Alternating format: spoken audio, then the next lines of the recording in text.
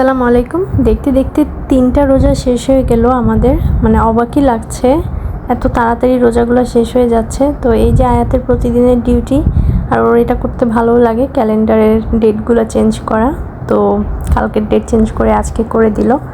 আর আজকের ইফতারের প্রিপারেশন করব, আমার রেসিপির চ্যানেলের জন্য একটা রেসিপি করছিলাম, তো ওইটাই আজকে ইফতারে হয়ে যাবে আর কি। আর রেসিপির চ্যানেলে যখন কোনো কাজ করি তখন কিন্তু আমাদের অনেক সময় লাগে, তো এই জন্য আমাদের আগে ভাগে একটু কাজগুলো শুরু করতে হয়।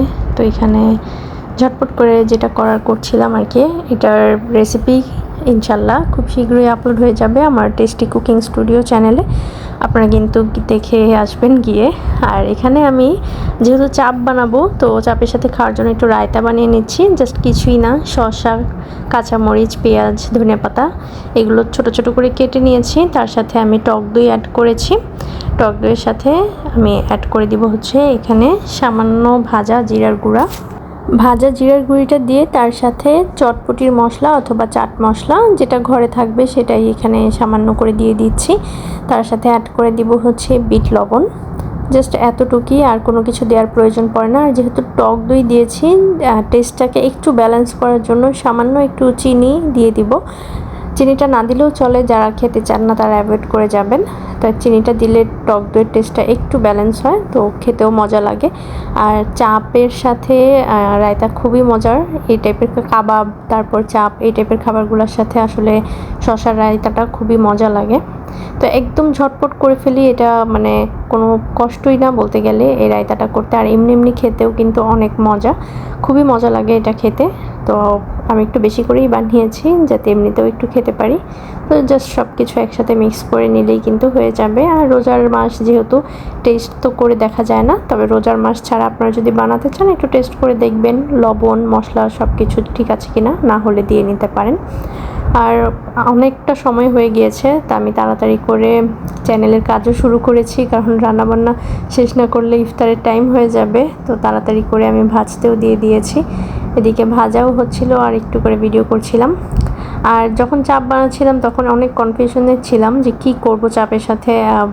বাসায় তো ফ্রোজেন পরোটা আছে, পরোটা ভেজে ফেলবো কিনা, অথবা নান রুটি করবো কিনা, নর্মাল রুটি দিয়েও খাওয়া যায়। তো এরকম চিন্তা করতে করতে মনে হলো একটু লুচি বানিয়ে ফেলি, লুচি চাপ আসলেই খুব মজা লাগে।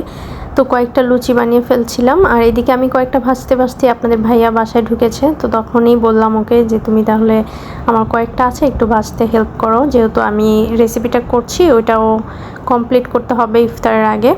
তো ও বাসায় এসে এই যে ভাজার কাজে একটু হেল্প করছিল। তো বাসায় আসার পর মনে হয় 3টা বা 4টার মতো ভেজেছে, এই আর কি। তো এই তো লুচি বানানো আসলে খুবই সহজ, ফুলকো লুচি প্লাস একদম সফট নরমও হয়, খুবই সহজ। তো ঝটপট করে আর কি কয়েকটা ভেজে ফেললাম। আর এই যে উপরে লালগুলো দেখছেন এগুলো আপনাদের ভাইয়ার কাজ, নিচের সাদাগুলো, কারণ লুচি একটু সাদাটে সাদাটে হয়। তো আপনাদের ভাইয়া এসে কয়েকটা এরকম ব্রাউন করে ফেলেছে। তো আজ সব দিনের মতো টেবিলটাকেও একটু গুছিয়ে নিয়েছি। আর আজকে একটু লেবুর শরবত করেছি, এই খাবারগুলোর সাথে লেবুর শরবতটা খুব মজা লাগে। আর আজকে মালয়েশিয়াতে এত পরিমাণ গরম পড়েছে, তো খুবই মন চাচ্ছিল যে লেবুর শরবতই খাবো আজকে ইফতারে, মানে খুব কষ্ট হয়েছে বলতে গেলে। এই আর কি আমাদের ইফতারের প্রিপারেশন আজকে তৃতীয় রোজার, আলহামদুলিল্লাহ। আর ঠিক ইফতারের 1 ঘন্টা পরেই তারাবি নামাজের সময় হয়ে যায়।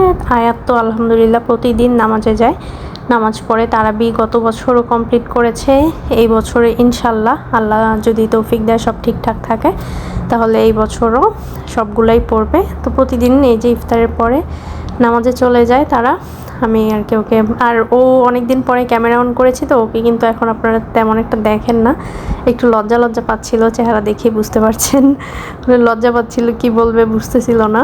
পরে আমি বললাম যে তুমি কি লাস্ট ইয়ারের কথা ভুলে গেছো, তোমাকে যে প্রতিদিন আমি ভিডিও করতাম, মানে ও লজ্জা পাচ্ছিল খুব। তো এইভাবেই আর কি আমাদের রোজাগুলো শেষ হচ্ছে কাজকর্ম দিয়ে, সকাল থেকে তেমন কিছুই করার থাকে না, ইফতার বানানো থেকেই কাজকর্ম শুরু হয়ে যায়। সবাই দোয়া করবেন, ভিডিওটা ভালো লাগলে পেজটাতে লাইক ফলো করবেন, চাইলে ইউটিউব চ্যানেলটাকেও সাবস্ক্রাইব করে রাখতে পারেন। আল্লাহ হাফেজ।